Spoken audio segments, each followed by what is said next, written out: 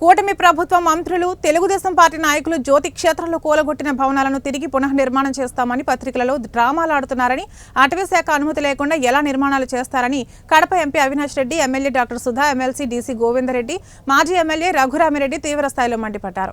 కడప జిల్లా శ్రీ అవధూత కాశీనాయన మండలంలోని జ్యోతి క్షేత్రాన్ని వారు సందర్శించారు. ఈ సందర్భంగా వారు ఈ నెల 7వ తేదీన జ్యోతి క్షేత్రంలో మహిళల మరుగుదొడ్లు, అన్నదాన సత్రాలు, భవనాలు, గోశాలను పరిశీలించారు. అనంతరం కాశీనాయనకు ప్రత్యేక పూజలు చేశారు. అనంతరం వారు మీడియా సమావేశంలో మాట్లాడుతూ జ్యోతి క్షేత్రంలో జరిగిన పరిణామాలు చాలా బాధాకరమన్నారు. దీని కారణంగా ఎంతో మంది భక్తుల మనోభావాలు దెబ్బతిన్నాయన్నారు.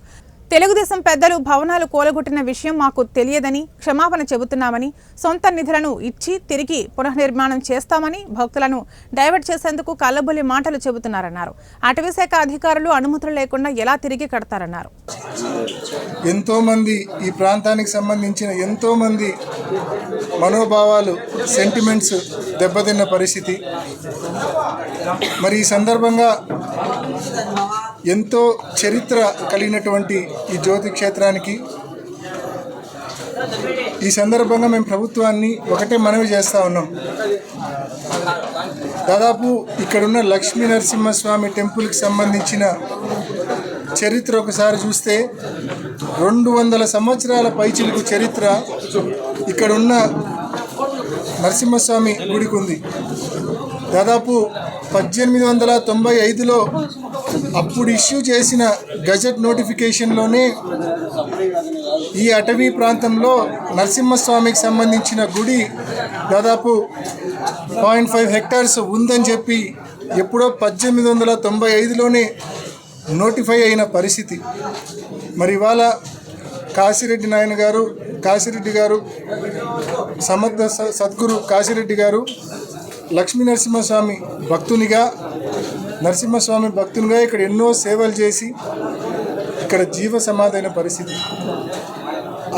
ఆయనకు సంబంధించిన ఆశ్రమం, కాశిరెడ్డి నాయన ఆశ్రమం మరి నిర్మాణం ఇప్పటికి కూడా ఇంకా పూర్తి కాని పరిస్థితి. మరి ఎంతో విశిష్టత, ఎంతో చరిత్ర, నిత్యం అన్నదానం జరిగే ప్రాంతం ఇది. ఈ ఆశ్రమంలో, ఈ గుడి పక్కన నిత్యం అన్నదానం జరుగుతుంది. ప్రతిరోజు ప్రతి పూట అన్నదానం జరుగుతుంది. ప్రతిరోజు వేల మంది వస్తారు. పండగలప్పుడైతే విపరీతమైన జనం వస్తారు. ఇంత విశిష్టత, ఇంత ప్రాధాన్యత కలిగిన ప్రాంతం ఇది జ్యోతి క్షేత్రం. ఇటువంటి ప్రాంతానికి సంబంధించి న్యాయం చేయమని చెప్పి ప్రభుత్వాన్ని మనవి చేస్తూ ఉన్నాం. ముఖ్యంగా గతంలో జగన్మోహన్ రెడ్డి గారు ముఖ్యమంత్రిగా ఉన్నప్పుడు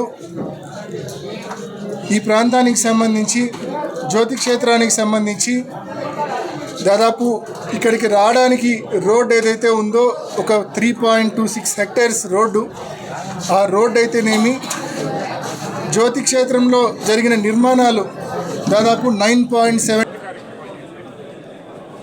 మరి ఈరోజు జగన్మోహన్ రెడ్డి గారు రాసినట్టు కేంద్రానికి రాసినట్టు లేక ఎలాంటి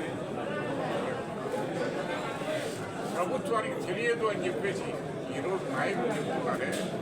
ప్రభుత్వానికి తెలియకుండా కలెక్టర్ గారు ఆర్డర్స్ ఇస్తారా డిస్పెండ్ చేయమని చెప్పేసి? ఆర్డీఓ గారు వస్తారా? పోలీసులు వస్తారా? ఇక్కడ డిస్పెండ్ చేస్తారా? రాయలసీమలో ఉన్నటువంటి దాదాపు కొన్ని లక్షల మంది భక్తుల మనోభావాలు ఈ విధంగా చేస్తున్నారు. మనుషుల మనోభావం ఇదే కాదు. మరి గోశాల విషయం, గోశాల ఏం చేసిందంటే మీకు 200 మంది ఆడ ఆపుతున్నాడు, వాటిని కాపలాగా చేసినట్టు. మరి ఇక్కడ ఉండే భక్తులకు వచ్చేసి స్త్రీలకు మరుగుతోటి అది ఏం చేసిందండి మీకు? వచ్చిన చేసుకుంటారు. మరి ఇక్కడ చూసా కొన్ని కోట్ల రూపాయలు ఈరోజు అభివృద్ధి జరిగింది. ప్రభుత్వం నుంచి ₹1 లేదు. అంతా దాతలు ఇచ్చినటువంటి ప్రభుత్వమే ఈ యొక్క క్షేత్రం. ఇంకా కొన్ని అడ్డంకులు పోతే ఇంకా బాగా అభివృద్ధి